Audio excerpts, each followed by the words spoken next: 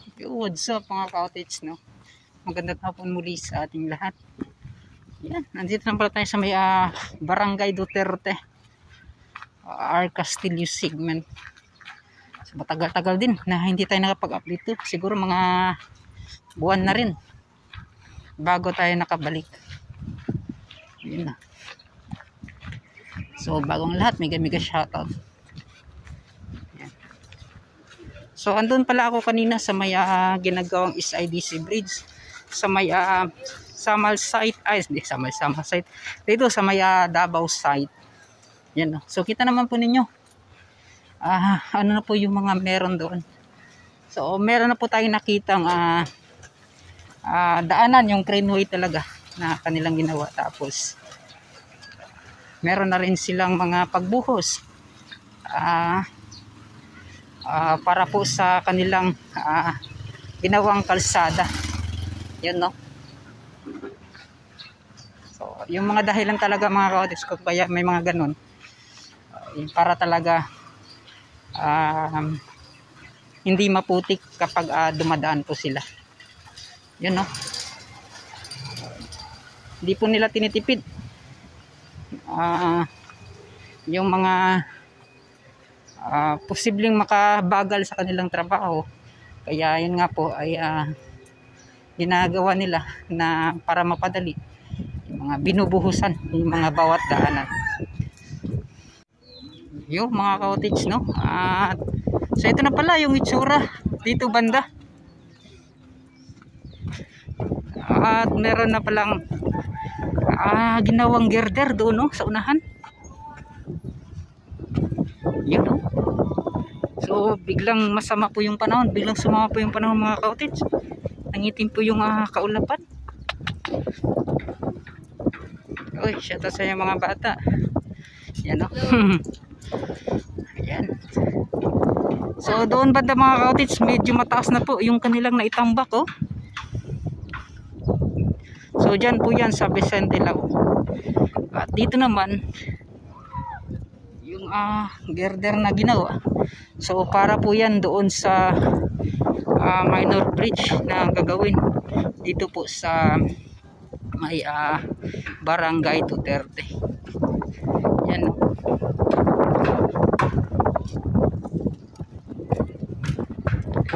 So, araw po ng linggo ngayon mga cottage, no? Wala pong mga nagtatrabaho. Yan. Grabe, napakabilis na magtrabaho dito sa eryang to. Yan, o. At meron na rin ginawang pagpader dyan sa unahan.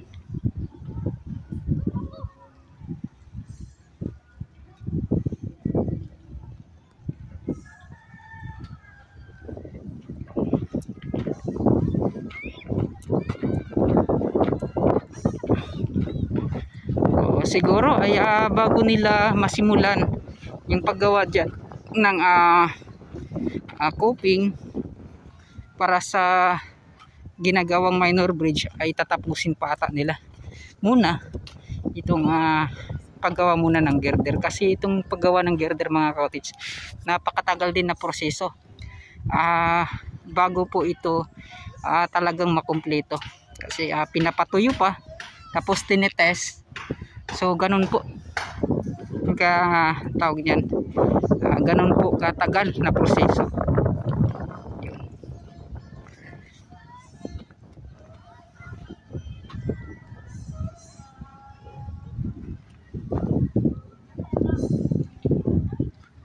Yun, no? So at least nakabalik tayo na ganito na po yung itsura.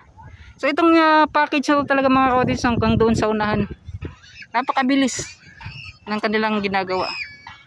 Yan, no? At nakalagay na pala na nalagyan na pala nila, nagawa na nila ng doon sa likod. Makikita dito mga cottage, no? Yung wave deflector na precast po.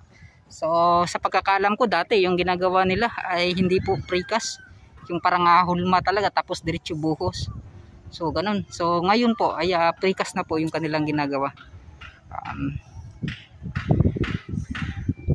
Di kaya po, parang sa tingin ko, no, Di kaya Uweing yung gumawa ng wave deflector.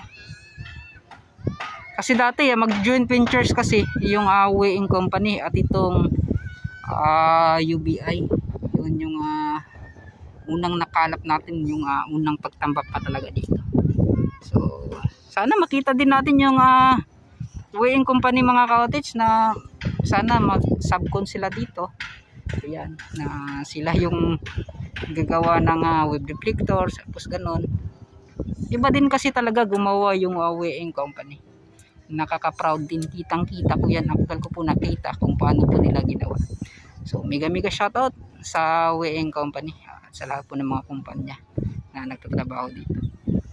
Yan, no? So di na lang siguro ako pupunta doon sa unahan, kasi yun nga po ay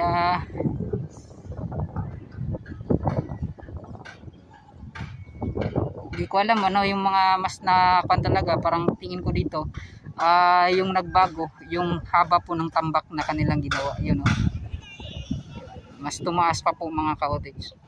Kasi may sheet pile pa po sila doon na hanggang sa unahan pa yung kanilang pagtambak. Yun, no? So sana hingi tayo ng permiso mga ka-cottage, no? Makapasok tayo dyan sa unahan, makakuha tayo ng update. Yan. So araw ng linggo kayo mga ka-cottage, baka pwede tayo makapasok dyan. Yan, no? Dadaan tayo hanggang doon sa ginagawang postal road sa may Leon Garcia. Yan, no? So magtutuloy-tuloy hanggang doon sa may sa ginagawang flyover sa maloob ng Santa Ana Ward. So yun mga ka-cottage, at itong access road na to hindi po ito mananatili dito. So ito po ay kukunin ng isang package na to, isang kumpanya. So doon banda, so sa Vicente Law po ito lahat. Yan, so gagamitin, itatambak doon. So kapag itong ginagawa nilang minor bridge na magtatagpo na, yun, no, ay ito kukunin. Pero yung isang area na yun, isang access road na yun, ay dyan pa po yun. Dyan pa lang po yan. Kasi yan nga po, dyan na po dadaan siguro. Sa tingin ko, dyan na po dadaan yung Vicente Lao. So dito, kapag natapos na ang paggawa po ng minor bridge. So yun, no? Kasi itong tambak na ito mga ka-cottage, napakalaking halaga, milyon. Sa tingin ko, milyon po yung halaga na to. Itong ganitong napakahaba po na tambak. Yun nga po, no?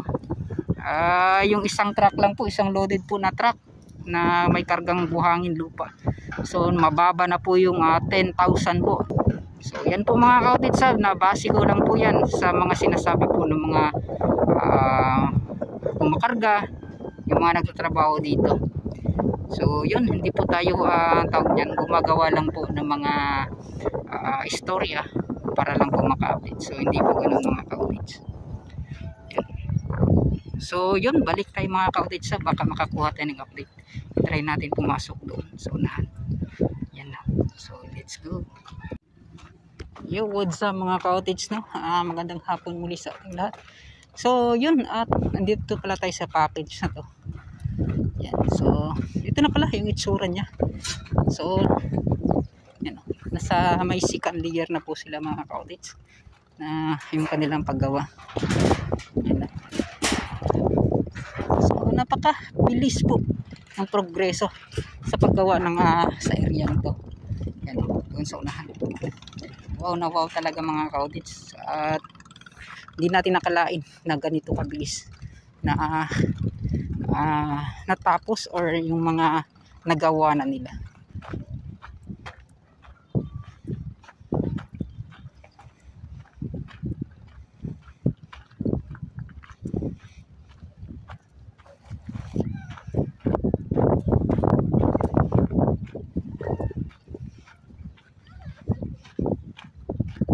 So dito na banda mga ka-cottage, no, may ginawa na pala silang pagpader din doon sa unahan.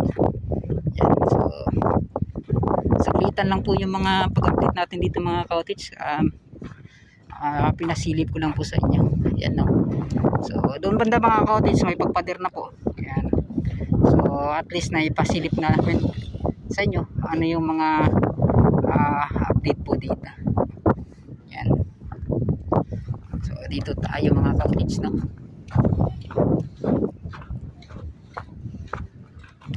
Yan.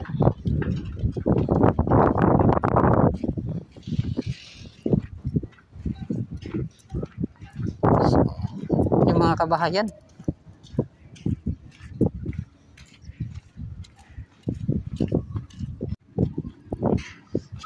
yan mga cottage, no. So ito po yung mga makikita natin na tapos dito. Ayan. So maganda kapag inuulanan nito mga cottage, no. Mas lalong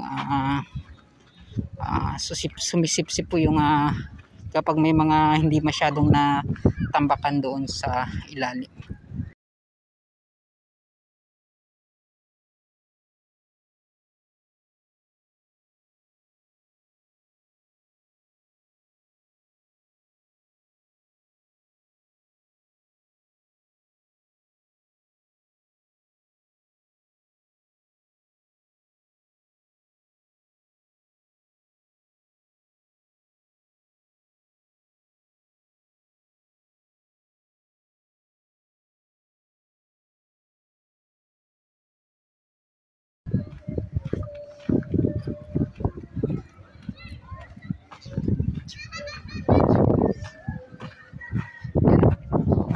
Ito na po yung itsura niya. Hindi lang po tayo nakapunta doon sa kabila, yung ginawan po nila ng girder.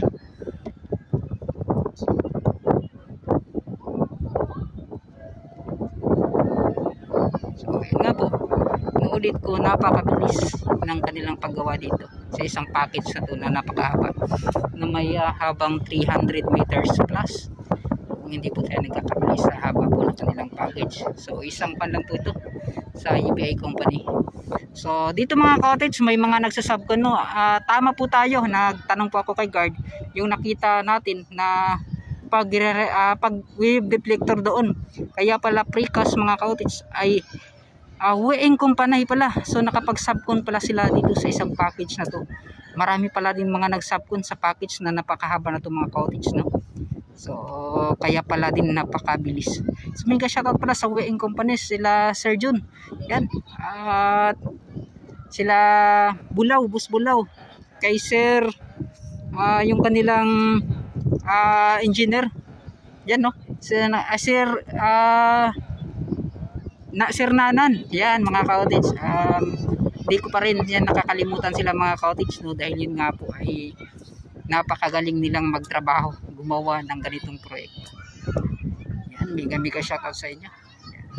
So sana magkita-kita tayo mga cottage, no, sa pagbalik natin dito.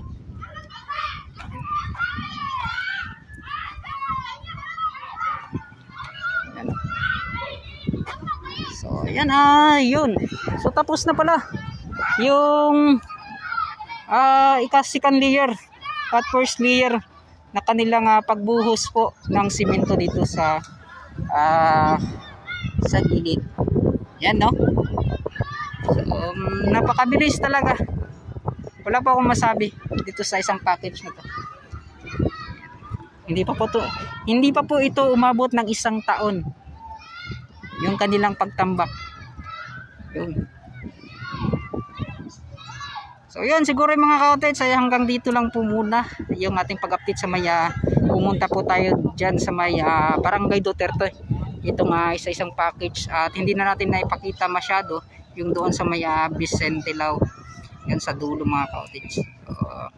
So, ito lang po muna. So at least may mga update tayo na nakuha muli. So, mga 1 buwan din tayo hindi nakapag-update mga cottage dito sa bahaging ito at doon sa pinakadulo na niya. So mega shoutout, at magpapaalam na po ako. So pupunta naman tayo sa ibang segment, ay sa ibang package.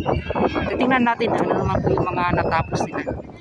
Yun, magpapaalam na po ako muli, at bye bye na.